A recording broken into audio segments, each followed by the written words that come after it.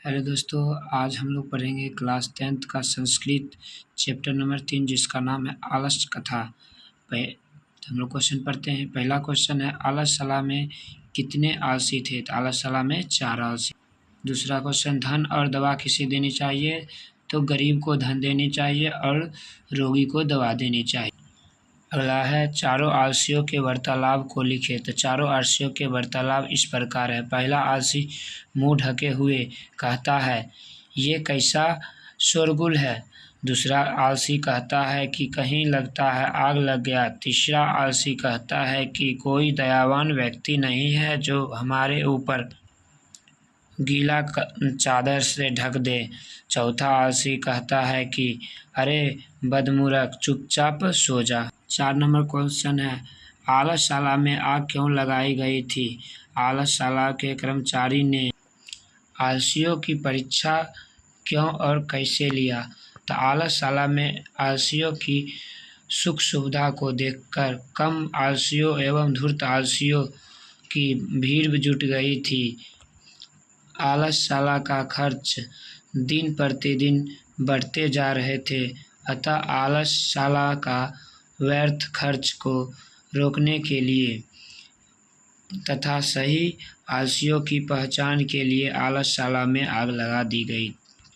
अगला क्वेश्चन है, आलस कथा पाठ में वास्तविक आलसियों की पहचान कैसे हुई?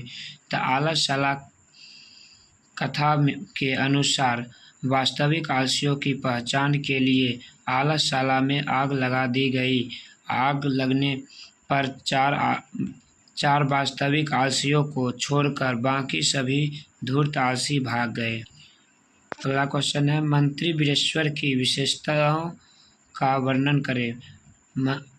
मिथिला में वीरेश्वर नामक मंत्री वे स्वभाव से दयनीयशील करुणामय स्वभाव वाले थे। वे सभी दिन दुखियों और अनाथों को प्रतिदिन भोजन खिलाते थे। अगला क्वेश्चन है, मिथिला राज्य का मंत्री कौन था?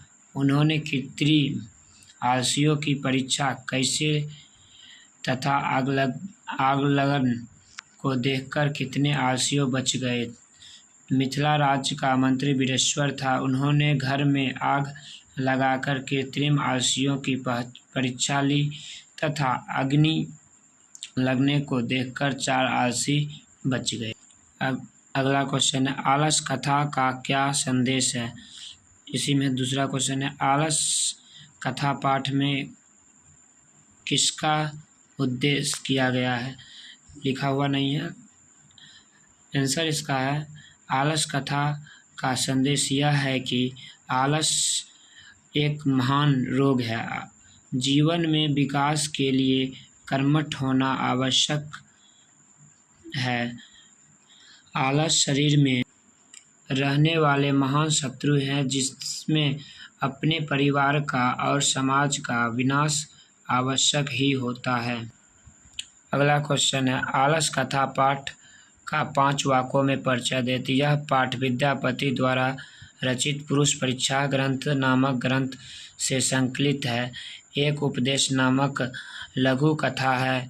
विद्यापति मैथिली, अपभ्रंश तथा संस्कृत तीनों भाषाओं में ग्रंथ रचनाएं की थी। पुरुष परीक्षा ग्रंथ में धर्म, अर्थ, काम इत्यादि विषयों से संबंधित अनेक मनोरंजन कथाएं दी गई है। आलसशाला कथा में आलसियों के निवारण की प्रेरणा दी गई है। इस संसार की विचित्र गतिविधि का भी परिचय मिलता है। इस चैप्टर का 9 ही क्वेश्चन वेरी इंपॉर्टेंट है परीक्षा की दृष्टि से।